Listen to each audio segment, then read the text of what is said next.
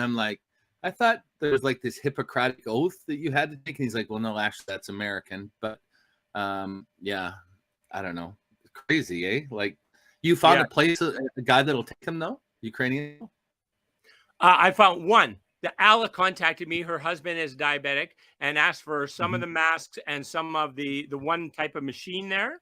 And so I got it to her. Oh, we're live. Yeah. We're live. Sorry if I wasn't watching. Hi, everyone. We're live. Oh, now we're live. Okay, welcome to H3. We're obviously in the middle of another conversation. We can fill you in on that, though. It's pretty straightforward. There's this gentleman that I met through Rotary. His name is Paul. I cannot think of his wife's name. And he speaks some Ukrainian and has been a huge, huge asset to the local Ukrainian community. And because of that, people in the neighborhood know him. And if they have extra, they come look for Paul to say, how can we get this to Ukrainians? So he had amassed a huge, huge quantity of diabetic supplies, not the insulin, but the test strips, the syringes, and some face masks. I sent Scott some pictures of it. Anyways, so we're trying to find out a nice way, a fair way to get that in the hands of people who are otherwise having challenges in affording those things to manage their condition, their diabetes. So yeah, so that was that conversation. But tonight, and so I was talking to Jessie Parmar about interviewing them, and we're going to do that. But tonight we're going to follow up more about utilizing, aren't we, Scott? Or do you have a different agenda? What's your plan? Well, I pulled up some interesting stuff on gut and brain axis interaction, and I got really excited about it. And I know that that's something that's important to you.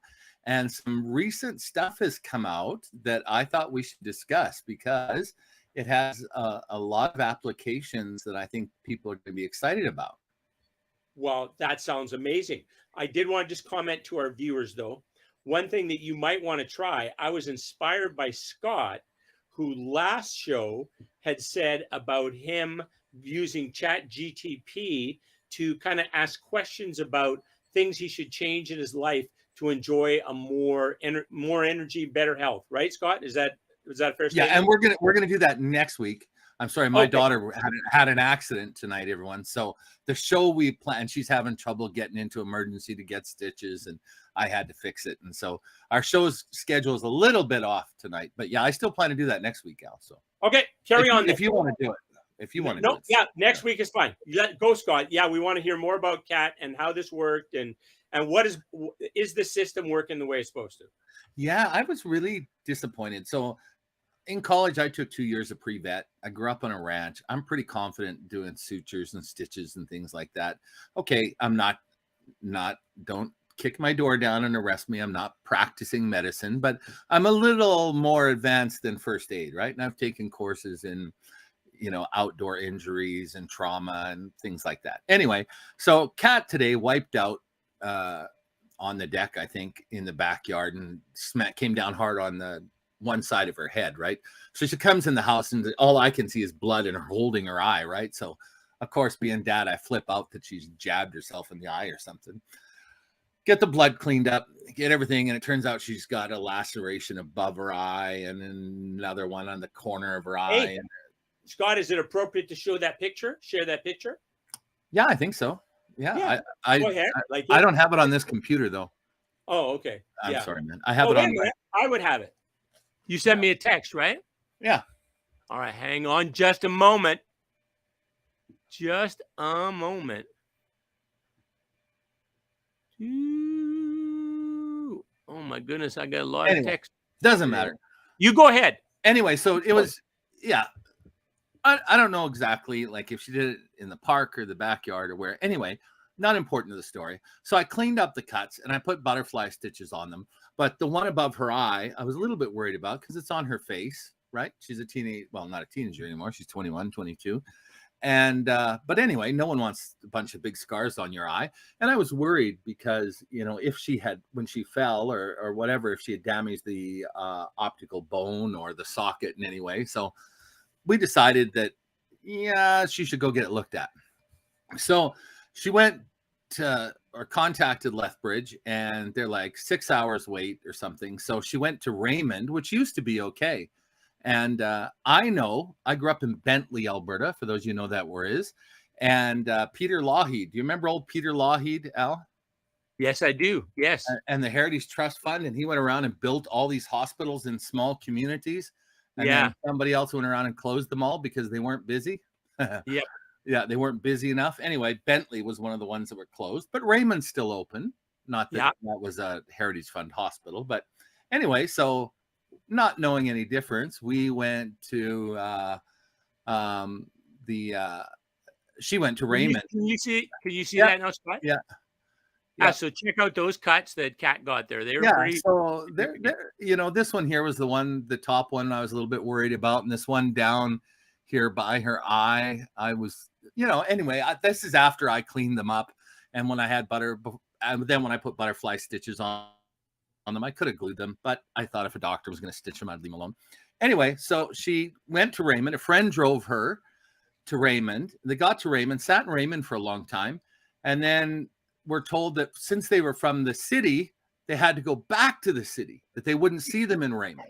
Oh. So, which I thought, she wasn't there for a common cold. Like, yes, I had stopped the bleeding and, gotten everything under control and whatever, but like it's emergency care. It's not, gee, I stubbed my toe or I have it was above waiting to see your doctor next week, in my opinion, right? Like, anyway, so hey, you stitched them? You stitched them up at home? No, I could. I use butterfly stitches, where they're a small adhesive strip that has a very thin piece in the middle. Steri strips is another name for them. Oh yeah, okay. They're a little bit different. So right, yeah. Although I have done a lot of suturing and done a lot of horses and cattle when we were on the farm and when I did pre-vet. So I wouldn't around her eye, and I would never treat people. Those of you of the government persuasion that are listening to me, but if I had to and somebody was bleeding to death, suturing's not that difficult. I'd never try and put a vein back together, but anyway, bleeding to death, use a needle and some thread, it's a hard call. Yeah. Anyway, so she goes to Lethbridge, and they tell us there's 6 hour wait. But then instead of being really concerned about her cut and stuff, they seem more concerned about how she got the accident, right? Like, which I appreciate. Okay, they're concerned about her, and she's upset. So I don't know what she's saying or what she's doing. The point is basically, the nurse said, well, I don't think you're going to need stitches, and, but we should, talk more about how it happened. But if you look at it, you can tell she wasn't hit in the eye or something. Like, obviously something like, I think it was the brush and stuff we have around the deck that just poked it. But, yeah. Anyway, it didn't turn out well, and so she's on her way back. And usually in total, between the transit back and forth and the waiting in the waiting rooms, then you were 7 hours. Yeah. So it would have happened around 2:30 today, I guess, maybe 2, and then I treated it for about 20 minutes, getting it cleaned up, making sure there was no foreign objects in her eye because that's what I was worried about, right? Because she had stuff on her face when she came in. And of course, when you hurt something, you cover it, right? Well, if your hands aren't clean, she'd been out playing, doing stuff. And when I talk about the girls, it sounds like they're little girls. They're not, they're adults. But she was doing something outside anyway. And of course, when she comes in, she's dirty and there's blood and stuff. So I got, I irrigated all that, got all that out. So great first aid. Yeah. Let me ask you this question. If you would just booted her over to emerge, blood all over, dirt, blah, blah, blah, that kind of thing, do you think your response time would have been quicker? Well, that's what Kat said to me. She said, well, Dad, should I take the Band-Aid off so they can see it? And I'm like, no, well, they'll take it off when you get there, right? Like, nurses don't just say, I love nurses. The nurses have saved my life a dozen times. God bless all nurses in all forms everywhere on the planet. No question there. But I was convinced that no, they'd take it off and they would say, oh yeah, young girl's face. And that sounds rather sexist. Okay, young person's face. Yeah, we should, and obviously that one is quite close to her eye. Yeah. Right. And I think her eye was red from rubbing it. And obviously Sure. there was some, it must have got smacked in there or whatever happened to it. So my point is, you're cleaning it up, taking a picture of it even cleaned up. If you took a picture of it before you clean it up, it would look dramatically worse. Right? Oh, the dogs were flipping out because when she came in, I don't know if it was a piece of clothing or whatever she had in her hand was soaked in blood. Like face injuries bleed a lot, right? So there was a lot of blood, and that's why I thought maybe she'd lost her eye, because our apple tree, and it's my fault. I love these big branches that come down across our deck, so you have to sort of duck under them. And if you forget, and I'm in a wheelchair, so I kind of duck under them without having to do much. But those that are running around back there, they have to actually duck. And I thought maybe she'd whacked herself in the eye with one of those, because as a kid growing up in the farm, we saw all kinds of injuries, people losing fingers and, because, running around the bush is a dangerous thing to do, although a great thing to do. And, I advise it to anyone. But yeah, no, maybe if she would have presented as being all covered in blood and things, but that shouldn't really matter, because first aid is only first aid. I mean, obviously I'm not any type of paramedic or somebody that can make a decision. Hey, the way you dressed that wound was pretty impressive, really. Like, I mean, I'm sure it looked substantially worse, and you kind of did the first checks to make sure there was no objects in it and that kind of thing. So nicely done. I hope if I do something dumbass, fall down on the deck, you'll be there to clean up and put my butterfly things on. So yeah. I really believe that it's important that members in a community learn skills to help the community. Yes. And especially since I've been, pretty dependent on my chair, I've really gotten into making sure that, my medical skills and some of my knowledge skills are leveled up. And, I'm always, because, like if a neighbor kid, and, you've seen a neighbor kid get hurt, or, somebody, I burnt myself really bad when a hydraulic hose bust between my legs, little, David Brown tractor, the hydraulics run right between your legs, and the hydraulic pump was going, so you had to keep bumping the front end loader. I was bailing, and so it was a really hot day, black and the hydraulic kept on sinking, and you had to, keep bumping it up, and of course that generates heat, right? Because the oil is under pressure, and finally just too much heat, and this boiling hot oil squirted up between my legs, and of course, like an ass, I was wearing shorts. So up my leg, up my thigh, my boy parts got a good scalding.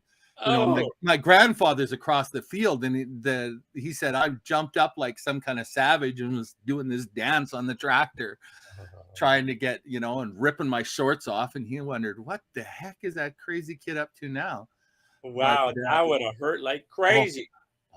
And they had to take me into the hospital, and they had sort of a numbing spray or gel or whatever. They went up one side and down the other, and that stopped the pain. But point was, if somebody hadn't been there, lucky my grandpa saw it, and he got the neighbor across the way, and I got into the hospital real quick, I might have ended up really badly hurt, right? Definitely. Yeah, I think first aid is something anyone in any condition can learn. And I'm a big proponent of learning first aid, and we've all of us at one point or another end up being a first responder, and whether it's our own first responder or someone else. I pulled a lady out of a fire in Japan, burning building. Yeah, tell me more. I'm pretty sure I told you the story. It was right across from our school. There was a laundromat. Old couple ran it. Old, like in their late 80s, early 90s. And the missus had a little bit of dementia, but the husband was in pretty good shape. And we looked over, and the kids were freaking out, and you could see smoke and flames coming out of their little 2-story shop. And I took off across there. They were like a big parking lot away. So I took off across the parking lot. And by the time I got there, there was people videoing the fire. And I could see something moving inside the door. It had these big glass doors, and one of them had broke, and cracked and they were partially open. And it looked to me like somebody was moving inside. So I sort of dashed in the doorway, and the whole back of the shop was these big rolling flames. I'll never forget, they rolled like waves. And I grabbed this lady, and she fought. Was on the floor? No, she was, it turned out she was looking for her purse. She was worried that her money was going to get burnt up. In fact, her husband died. They had knocked over a cooking pot on the propane burner. A lot of the old houses and shops just used, like even in our upscale apartment, we had a gas spigot and then a hose that would connect to a gas table. It's not like all the built-in stuff we have here. Anyway, so he had apparently knocked over something, and it had started, the gas table had come free of the hose. And so this natural gas was just like a flamethrower pumping all this fire into this small little shop that had cleaning fluid and clothes and paper. Wow. And yeah. Anyway, so she, of course, poor lady, I mean, she's confused. And this big gaijin, this big foreigner, grabs her, right? Like her place is burning down, and she didn't know, like I came out of nowhere, right? And I'm to her, I was huge and, you know, forcefully grabbing her. And she fought like a polecat, like I took everything I had to get her out of there. And her daughter was outside and had realized what had happened. Her daughter, you know, grabbed, like, bear hugged her, and she sort of calmed down. She was crying and saying lots of stuff in Japanese. I couldn't understand anything she was saying. And so, of course, the fire department came, and we went back to our the school. And later, the police or the fire department came, and then the police came, and our Japanese staff translated because I couldn't explain what I'd seen well enough in Japanese. And you know, the fire said, yeah, probably you saved her life. Her husband died in the back. Then a couple days later, her daughter, because she was really mad at me, the elderly lady was like, as soon as she got done sort of going over whatever she was doing with her daughter, she started swearing at me in Japanese. And like, I don't know if she thought I don't know. Anyway, it was prudent that I remove myself, because I was obviously causing her even more distress than the fire and everything. Yeah. And it's interesting because a few days later, maybe 4 days later, her and the daughter showed up, and the daughter did all the talking. And she said, I'm lots of bowing and tears and things. And of course I was teared up because, you know, the father had passed away in this fire. Yeah. She was like, oh, thank you so much for saving my mother. And I'm so sorry. She was angry, and, you know, she was surprised and didn't know, and she has a little illness. But yeah, it was traumatic, but it's not something. I was disappointed with the people with the cameras. Like, I thought, you know, because like I don't think of myself as particular, and then I wasn't in a wheelchair, so no big deal. It'd be maybe heroic if I wheeled in my wheelchair now, but then it was just, there's somebody moving in there that needs not to be in there, because the thing blew after we got out of there. Like, it knocked us all down. The windows came firing out of it because the propane main ruptured, or I don't know. Anyway, it burnt down the two places next to it too. Like, it left a big hole in the street. So, but they opened up the shop again within a year and a bit. Did Mom ever recover? Like, did she get? I never saw her again after that. I imagine she was put in a home. But talk about traumatic, and just one of those situations where, anyway, like I said, I think that everyone at some point in their life becomes either their own first responder or someone else's first responder. Yeah. Right. Cool. And I think it's really easy to pick up. Like, I always harass my family to take first aid courses or any extra courses that St. John's, or we have a great company here in Alberta. And they're primarily for first responders, and even more so for police and SWAT units and things like that. But they provide civilians with education for trauma and wound care. Blood loss is a big one, because in North America, the largest, you know this, right? The most prevalent cause of death that could be prevented is blood loss, right? It's not that difficult if somebody takes action to slow blood loss. It might be hard to stop it, but you know, plug in the hole, whatever caused the hole is, you know, what did they say? And on average, I think it's 13 minutes for EMT to get to somebody. Like if it's an emergency, like it's not that long. Right. You only have about that much time if there's significant blood loss to stop it, or you reach a point of, you know, where you're in serious trouble. So no.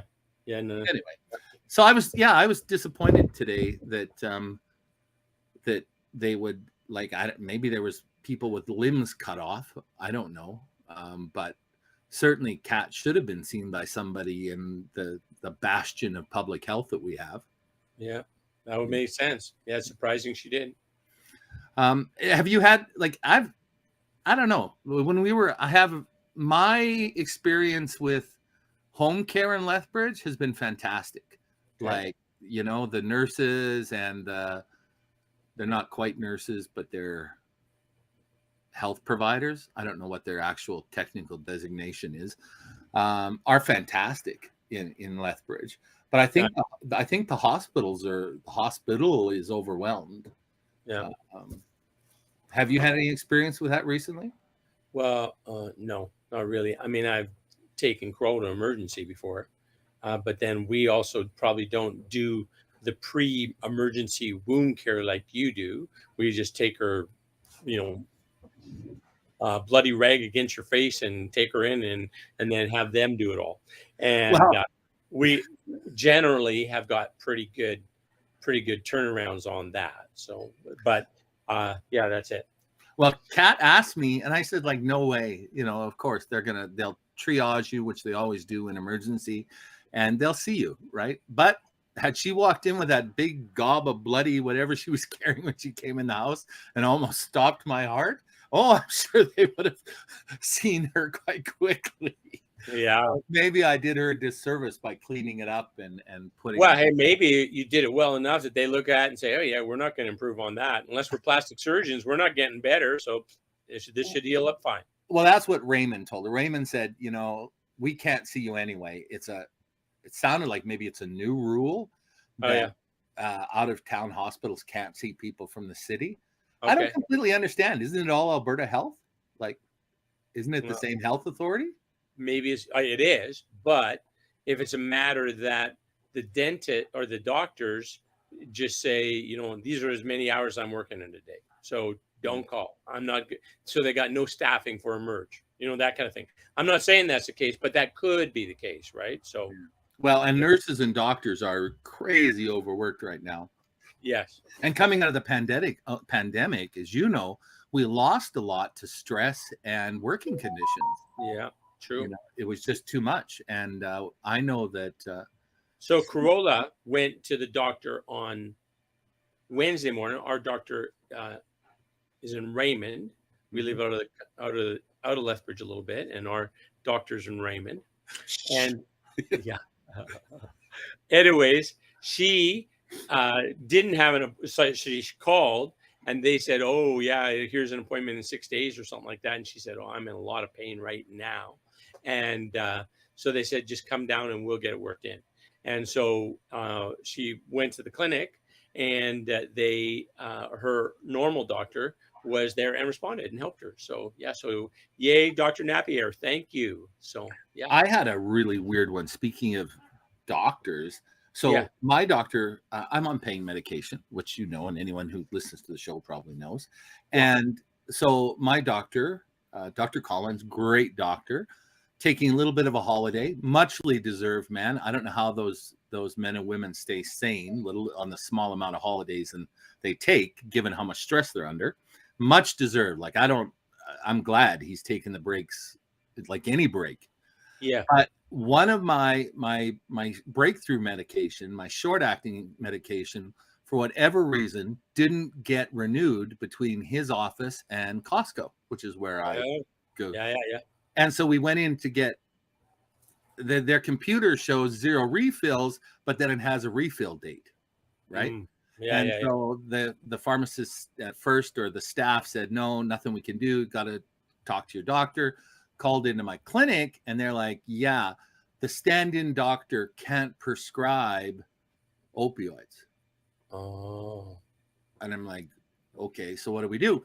And they said, well, the best thing to do is go to the ambulatory clinic. Does that make sense? In Coaldale? Like, it sounded like, but again, from our experience today. Well, ambulatory, it's like a walk-in clinic then as well. Yeah, well, that ambulatory means walk, right? So moving. They said it's kind of like emergency, or to go into an emergency, and the doctors there can sort it out. And I'm thinking, well, okay, first of all, in light of our conversation and our stuff with Kat tonight, how would that work going out of town? Because obviously they're not supposed to see people out of town.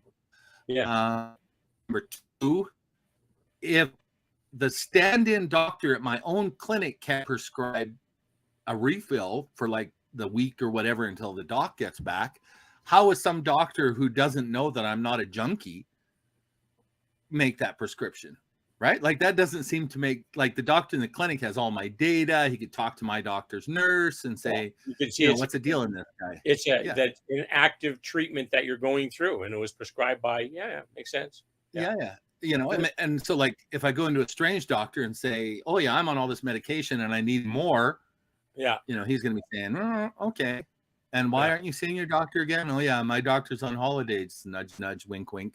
Maybe I've seen too many TV shows, but anyway, I called the pharmacist back, and at Costco. First of all, it took a while to get a pharmacist, the actual, man or woman with a paper. And he said, no problem. He said, he can give you enough medication to get through. He said, we know you're on it. We know it's a standing prescription. You've been on it for a long time. He said, we have the authority. He said, because I'm like, physically I go through withdrawal, and it's really nasty. Like, wow, I don't want to go through that unless I have to. So there was a solution. But my point is, I think we're at a point. It used to be simple in Alberta, right? You went to the closest doctor and they took care of you. Yeah. Pretty much that was it. Yeah.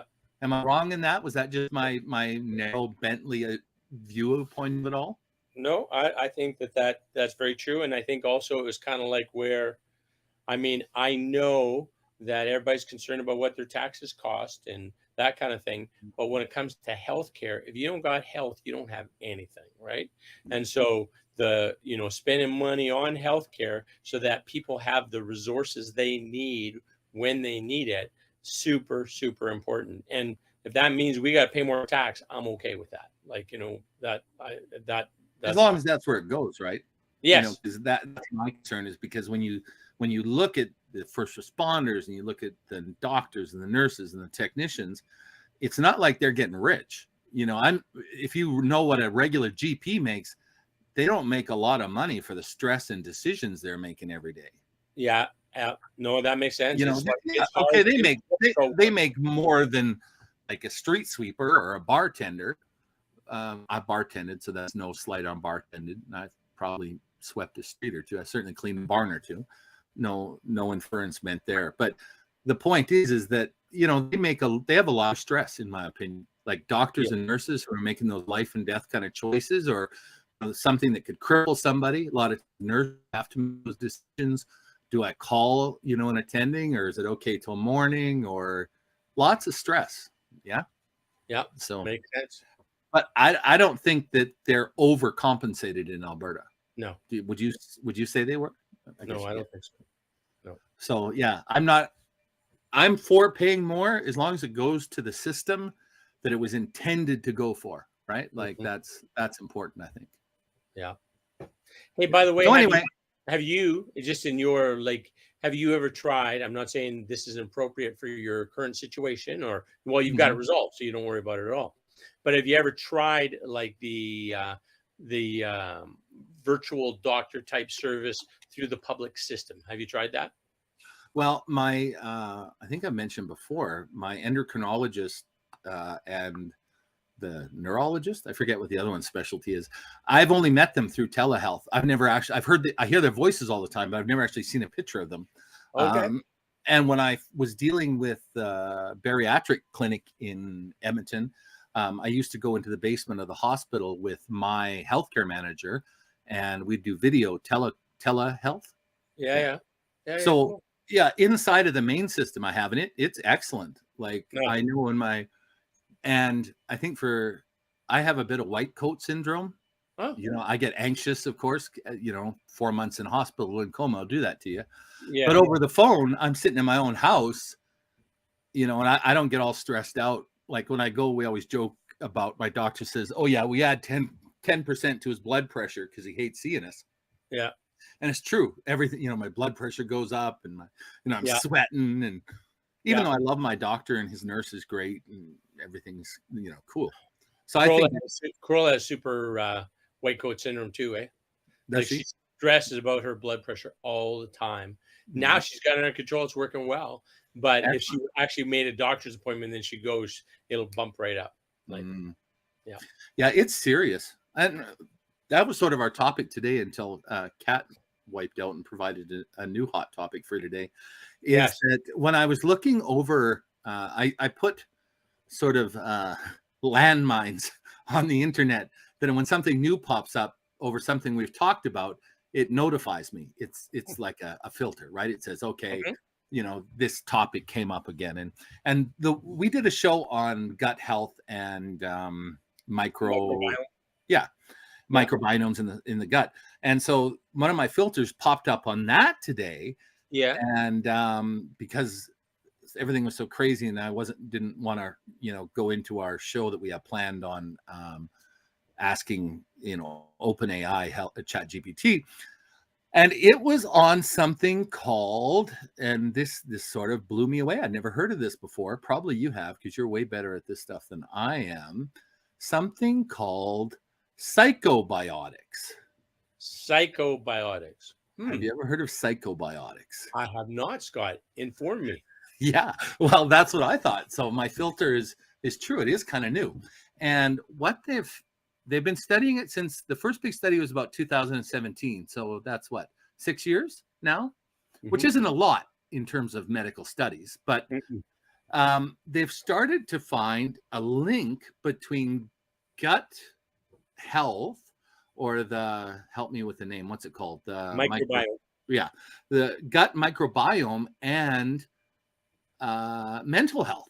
And so some early studies looked at using probiotics, certain types of probiotics in combination of probiotics, to instead of antidepressants, or in combination with antidepressants. And so my filter got triggered because there's been a bunch of new research, and the most current research conducted on animal models, particularly rodents, and I had to look it up. There's a really interesting name for this, and they're called Muric models. Did you know what a Muric model is? Never heard of it. Muric, M-U-R-I-C, like that? Yeah, that's the beginning of it. It just means that they're not all mice. They could be rats, weasels, anything in that whole family. They'll say mouse trials, which is specifically mice, or if they say the Muric models, then that's modeling using animals in that family. Got it. Interesting. Yeah, and so they also did some initial clinical trials that showed promising results. That probiotics demonstrated effects comparable to traditional antidepressants for mild to moderate forms of depression. Wow.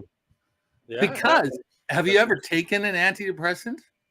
No, and I imagine there's some amazing side effects to them. Is that correct? Oh, yeah. Well, as you know, I have insomnia, right? I don't sleep. And so the one they normally give you for the little blue ones, Ambien, I don't know, whatever they are called, Lorazepam in Canada, that's what it's called. Okay. They affect memory, short-term memory. So if you take these things on an ongoing basis, you start to forget stuff. And I'm like, no, that's not for me. Like, I already have to sit in a chair. I don't want to start losing my marbles until the good Lord above or the universe says, yeah, we need those molecules back. We'll be taking those, brother. But yeah. And so the doctor said, well, here, try these. They're an old form of antidepressant, but we also use them off book for sleeping because the side effect is they make people drowsy. I took 2 of those pills and I've never felt so sick in my life. Like they were horrendous. And I'm like, you gave these things to children? Like, oh my goodness. I can't imagine being a child, and like they numbed my brain. I thought my tongue was hanging out of my mouth and like off to the side, and I was like drooling. That's how I felt. I don't think I actually was, but yeah. And I said, thanks, but no thanks. 2 of those are enough for me. So I think of all, especially children, right? A lot of children get diagnosed with mental challenges, right? So Sure. Yeah. The idea that now they've actually got some promising clinical results that probiotics can help either on their own or in tandem with traditional medication really got me excited. Cool. Yeah. So yeah, it is. It is. It says there's strain specific effects. So which even in terms of medication, that's even cooler, because if they can isolate the strains that are related to particular health benefits, then they can be prescribed as a solution, right? Rather than the shotgun approach where take a whole handful of these and we hope we've got the right bacillum in there to help you out. Yeah. So yeah, and the Annals of General Psychiatry in 2017 really published the first medical publication on this, and since then a lot more time, energy, and money has gone into these studies. And a study published in Nutrition 2019 found that probiotic supplementation could significantly improve the symptoms of patients who are already taking selective serotonin reuptake inhibitors, SSRIs. So, so the right probiotic, does it have to be in conjunction with the medication? Could it be on its own? It'd make similar results, and in combination, sometimes it gets like double the result kind of thing, or increases the efficacy from like 40% to 80%, that kind of thing. Is that all right? of the above? That's what they're studying now. So they've got some studies have check to all the things you mentioned by the sound of it, from what I read. And now they're putting more time and energy into it, because if there are specific strains of biotics, bacillium, is that the right word? If there's the right strain of gut flora, fauna, whatever, that specifically can treat things like depression or anxiety, those are 2 that they mentioned as already having results, then they can talk about developing an actual medication from that natural source. Yeah. Cool. Yeah. Corolla, you want to be part of the show? We're doing H3, Hope, Health, and Happiness. And Scott is just talking about gut health and its impact on your mental health, and especially about kind of optimizing your the action of some drugs. So it could be where this probiotics work to replace drugs. You don't even need them, or in conjunction with the drugs, make them way more efficacious. Cool. Yeah. Do you have a comment, opinion? All right. Corolla just was riding sugar. Oh, nice. That makes you're riding Joey. Dexter. And who are you going to ride now? I'm going to put the horses in and do some grooming. Do some grooming? Yeah, arena grooming. Arena grooming. Nice. Nice. You work so hard. Okay. Love you. Those horses, they need that love. So some of the little limitations, because they've only been around since 2017, the academic peer-reviewed studies on this, this samples are small, right? So, we can't say this is a huge win. Yeah, but there's 0 side effects of that, is there? Yeah. That's what I'm thinking, right? Yeah. 0 side effects and cost next to nothing, right? It's not some medication that's like, $1,000 a week. It's going to be like $5. Well, there's a new TV show on Netflix, and it's called like the Blue Zones. Yeah, the Blue Zones. They're talking about. Did you watch it? Have you seen it? I have. I was at a Blue Cross presentation before where Dan Bluner or something, I think his last name is, the author of the Blue Zones, presented at a AGM, at a like employee type meeting. Oh, cool. Yeah, and we could ask him questions and that kind of stuff. He was a very interesting guy, and you know, his research on kind of the environment where people are and how they live the healthiest is like pretty amazing. And there's so many things that are community, the importance of community, right? Of having connection to other people, of having connection to land, of having connection to the animals, right? Of having connection to nature. That connection, so important. Having a purpose, right? There's some kind of reason for you to be here. You've got some kind of mission you're going to fulfill. The choice of, you know, environment and activity, being really active. The food choices that optimize your health and your vigor and that kind of thing, right? There's so many cool things about Blue Zones. I love the whole, you know, the research that he's done on it's amazing. There's Yeah. a movie out right now. Eh? Yeah, that's Scott was just saying. Is it a movie or a series on Netflix? It could be a short series. Is it, Scott, do you know, is it a short series or a movie? I just saw the preview, and it was a chef was talking about it. They have a great picture of a guy much older than I am who's built like some kind of crazy athlete, and he's stretching out and he's got big muscles and stuff. And this cook was talking, I think he was in Sardinia, and talking about how many carbohydrates are in their diet, how long they live, and how in North America, right, we basically figure, you know, refined carbohydrates are like death. But he said that one of the things they do is a lot of their bread and pasta use sourdough that has an active like fermented a probiotic of some kind in it, right, that lowers the glycemic index of all of the food in the meal.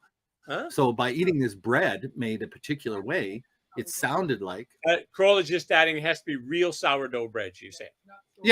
Not store-bought. Oh, okay. Yeah. Well, these old ladies, nothing that they were making looked store-bought at all. No. Yeah. And they were making minestrone soup, which he said means what's in your garden and ready to eat goes in a pot, and that's what real minestrone is, maybe with some pasta.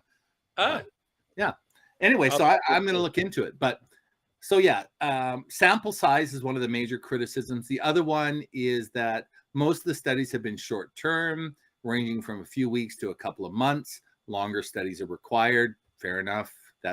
That to me sounds like it needs more money. We need more money or some model to make money out of this. Because as you said, it doesn't seem like this will be the next, you know, $80 a pill kind of solution. This sounds like, you know, a 0.000 cents a pill kind of solution. So getting the research done is. There is no money for that. There's no money for what? Very little. For research on using vegetables or or even What company is going to? Yeah, exactly. Kroll is just pointing out if there's no potential for profit, companies aren't going to get behind it, right? But people certainly do. People share this messaging, and that's what Dan Blunert or whatever his name is doing in sharing this message just about a lot more diligent food choices and their value on your health and vitality and length of your life and enjoyment during that life, right? Yeah, but a lot more of us are asking questions, right? I mean, that's what we do. We ask questions, we share them with people. There are some safety concerns. We said they're completely safe, but apparently some probiotics can pose risk for individuals with compromised immune systems or those who are critically ill. Not a large percentage, it says, but something that needs to be worked out before it becomes like a wholesale recommendation, obviously. And so are they saying the probiotic would be from a supplement or from diet? They're not saying. They're just saying that these organisms have shown the ability to improve depression, anxiety, and other mental conditions that normally require drugs manufactured. Do you have a dog emergency happening in your background there? Oh, no. I think Kat's just home and the puppies are happy to see her. So that's all that's going on. So we ask Kat to come over and give us a look at her eye and see how she's doing? I don't think she's in a mood. I think after seventh or eighth hour in waiting. I think she's in no mood to talk to anyone. She might be pretty damn cranky with life. Yeah. Yeah, and when she finds out that I told the internet that she wiped out and hurt herself, I'm a dead man. Anyway, man. so if I'm not here for next week's show, go into the backyard, look for a mound of fresh dirt. I'll be We'll under know what that. happened. All right. Okay. So I'll come the with other shovel in concern, the trunk. yeah, the other concern here is that because of the gut microbia, microbiotic, boy, there's so many terms with this. The critters living in your gut are very personalized. Like you and Corollas, even though you eat the same food, live in the same place, completely different or very, very different, right? Right. And so that this, as a solution, this would have to be largely personalized to be fully effective, right? And so even some of the proponents of this are saying, yeah, how are we going to handle that there's such a wide range? Because that's part of what they've realized is that when they tested people, and this has been one of the recent studies, when they tested people, for example, with anxiety, chronic anxiety, they have found problems with their gut biome, right? And so they correlation does not equal causation, but they found it in enough cases and found that when probiotics are introduced, that health also has an effect on these conditions. There's pretty fertile ground there for research, is what people are saying now, right? Sure. But the future is, luckily, antidepressants are kind of old medicine. They're not really new. Like, they've been around for a long time, so they're not a huge money maker that people are going to actively try and quash, the fact that a much cheaper, healthier solution exists. That's sort of a positive, if you can accept it that way. But how do you finance comprehensive long-term studies to determine effigy, optimal dose, safety profiles, developing a way to test individual profiles? How do you do that when it doesn't look like there's much money in this as a product? Yeah. Right. So I understand what you're saying. Hey, by the chance, did you watch hang on one second. I'll tell you what it is. Oh, I'll do better. I'm going to show you just a little bit of it. Oh, great. Okay, hang on a second. Show and tell. I love show and tell. Show and tell. So let me... I liked your outdoor, just for those of you that might not know, that's Allan's real place. That's not a background. I'm cheating. I've got a background on because I haven't put my clothes away or whatever's piled up behind me. But Al's actually in his yard enjoying the outdoors and a fire. Yes, I am. Natural Law premiere. Is this something that's on consumer media, or is this special? Yes, I think it's everywhere and it's free. I don't know if it's why it's not playing, but anyways, it's they sent a thing for like about 3 weeks saying, hey, to register to see it. So anyways, but this Natural Law is about oh my goodness, Ayurvedic medicine. That's what I'm trying to say. Ayurvedic medicine. And they've got a quiz. Oh, here, hang on. Let me just let me give this a refresher and see if it'll come back to us. There we go. So anyways, about Ayurvedic medicine, about checking what your dosha is, and then knowing what your dosha is, then kind of living in accordance with your dosha, and then enjoying this amazing health kind of a thing. That's what it's about. Are you there, Shel? Yeah, I'm just letting you finish. Oh, so, that's it. So you find your dosha, and if you were interested in this, I just watch the whole thing with you right now again. I thought it was amazing. So, and it's just so makes sense. 4 different body types. Yeah. And those body types then have different needs in terms of their inputs, what foods work best for them, what spices work best for them, what levels of activity work best for them, how much fasting is good optimal for them, how much sleep they need, those kind of things, right? And then there's some things that are universal, but the thought process is you figure out your dosha, you align more with those practices, and you really increase your energy, your strength, your ability to think, your mental capacities, your memory, those kind of things, right? So anyways, it's I'm gonna go do it. Well, wait a minute, I didn't explain what I'm gonna go do. One of the things in the deal is this thing called Panchamartha. Panchamartha? Panchamartha. I think it's Panchamartha. Anyways, and what it is where, so I have a consult booked, but what this thing is a treatment wherein the toxins that you've experienced throughout your lifetime are basically stored in your tissues. And it is like a very thorough massage with a special type of a oil that kind of loosens those toxins up.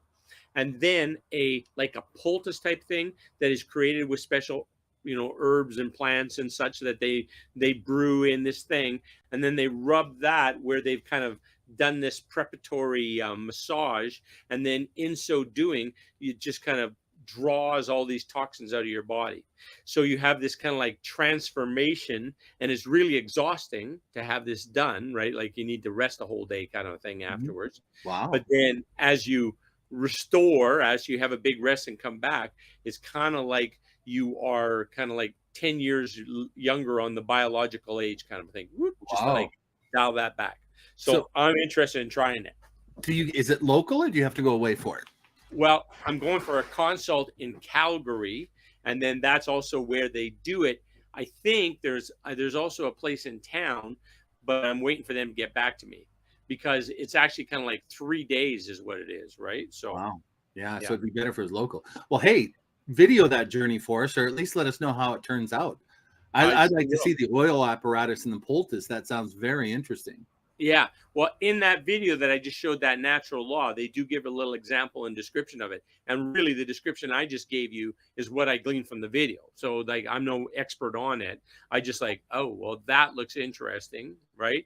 And why wouldn't you do that? Right. So, yeah. And the more, I don't think I realized this, or maybe I didn't understand it correctly, but basically the more fat content in your body, or fat composition, that's the word I'm looking for, sorry. Fat composition in your body, the more toxins that are stored. Absolutely. Right? So, which makes sense, right? If that's a storage area for toxins, the more of it you have, the more that it would impair your optimization of your life. Let's put it that way. Yeah. And rapid weight loss, I know that a lot of that gets re-released. I've experienced that. Yes. Yeah. It's come so. Cool. Yes. Well, you know what, brother? I'm going to have to go take care of that cat, since emergency didn't, and I'm going to have to make sure that her wounds are all closed up. I can hear them out there getting things ready.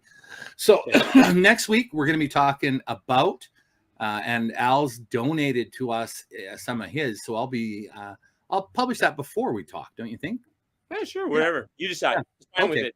Yeah. Okay. So from my very good friend, outside relaxing, enjoying the health he deserves, my good friend, ALLAN, FRIESEN, the acapellist, and myself, Scott Sweetman, who's now going to go play doctor if he can and help out his wounded daughter. Everyone have a great evening, and we'll see you next week. Same time, same place, back here on the Jess TV FM family.